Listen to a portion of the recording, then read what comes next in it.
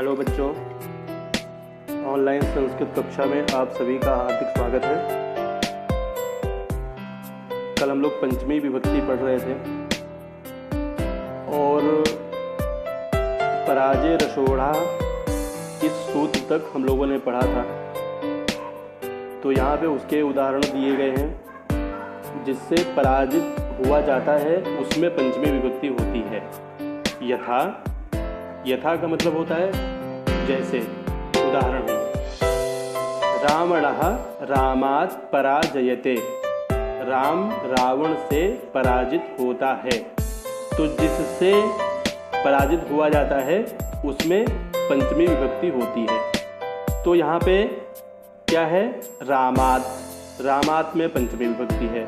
वैसे ही अलसः अध्ययनात् पराजयते, आलसी अध्ययन से हार मानता है।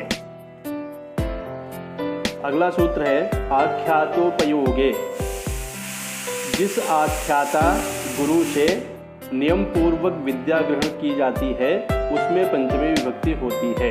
यथा उपाध्यायात् वेदम अधीते, उपाध्याय से वेद पढ़ता है।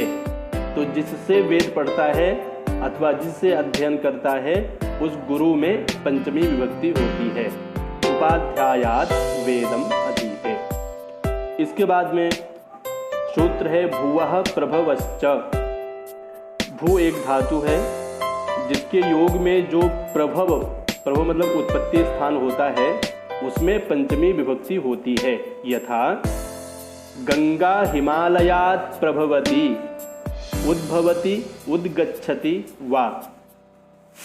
गंगा हिमालय से निकलती है तो इसमें हिमालय से चिन्ह है पंचमी विभक्ति का। तो हिमालयात्, हिमालय में पंचमी विभक्ति होगी। फिर सर्पः विवरात् प्रभवति, सर्प विवर से निकलता है। विवर मतलब गड्ढा, होल।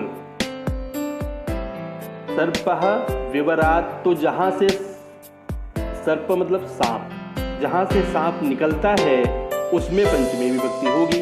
तो विवरात में पंचमी विभक्ति हुई।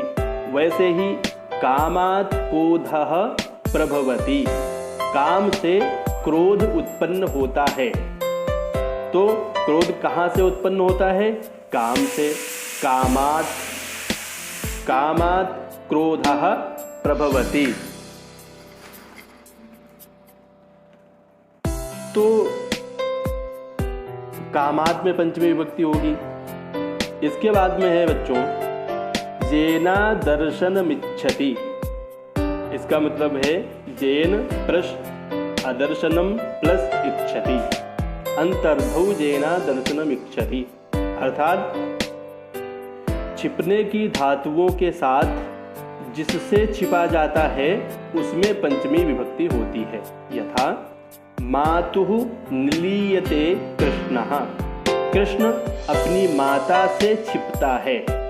तो जिससे छिपता है, कृष्ण किससे छिपते हैं? अपनी माता से। तो मातुः में पंचमी विभक्ति हुई। मातुः, माता शब्द है, माता शब्द का पंचमी विभक्ति में बनता है शब्द मातुः। वैसे ही वधूः वायोः निलीयते दीपम, वधू हवा से दीपक को छिपाती है। तो किससे छिपाती है? हवा से छिपाती है। तो हवा मतलब होता है वायु, तो वायोः में पंचमी विभक्ति है।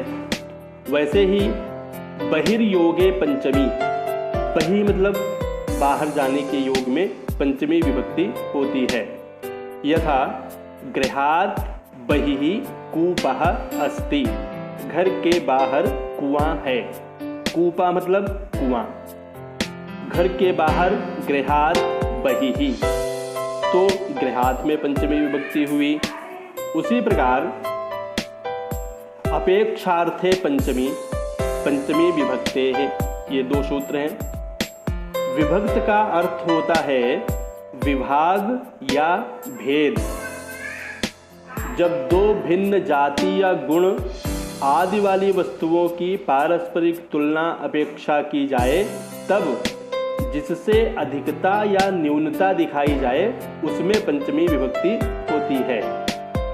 जैसे जननी जन्मभूमिश्च स्वर्गादपि गरीयसी, माता और जन्मभूमि स्वर्ग से भी श्रेष्ठ है।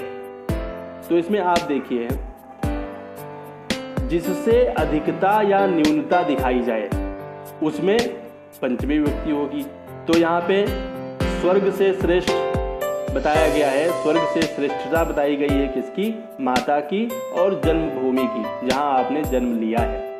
तो उसमें जिससे अधिकता दिखाई जाती है उसमें पंचमी विभक्ति होती है। जैसे यहाँ पे है स्वर्ग से भी बढ़कर है, स्वर्ग से भी श्रेष्ठ है, तो स्वर्गात, इसमें संधि हो जाएगी, स्वर्गात अपि स्वर्गादपि, तो स्वर्गात में पंचमी विभक्ति है। इसके पश्चात मातुः गुरुतरा भूमि, भूमि माता, माता से गुरुतर है, अर्थात भूमाता हम लोग कहते हैं। तो भूमि जो माता है वो अपनी जो जननी है, जो माता है, उससे बड़ी है। बड़ी मतलब श्रेष्ठ है। मातुः गुरुतरा भूमि।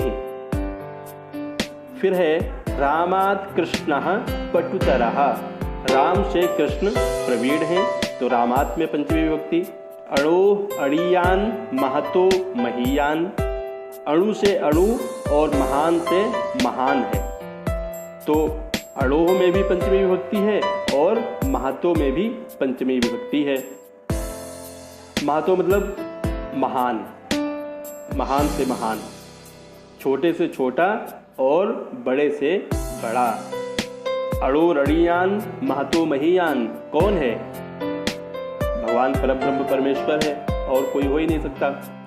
धनात् विद्या गरीयसी, धन से विद्या बढ़कर है। तो इसमें जो जिससे बढ़कर है, जैसे धनात् विद्या से विद्या जो है धन से विद्या ज़्यादा श्रेष्ठ है, इसलिए धनात् में पंचमी विभक्ति हुई। इस पंचमी विभक्ति को बच्चों आप अपनी कॉपी में लिखिए और इसे पढ़िए और इसका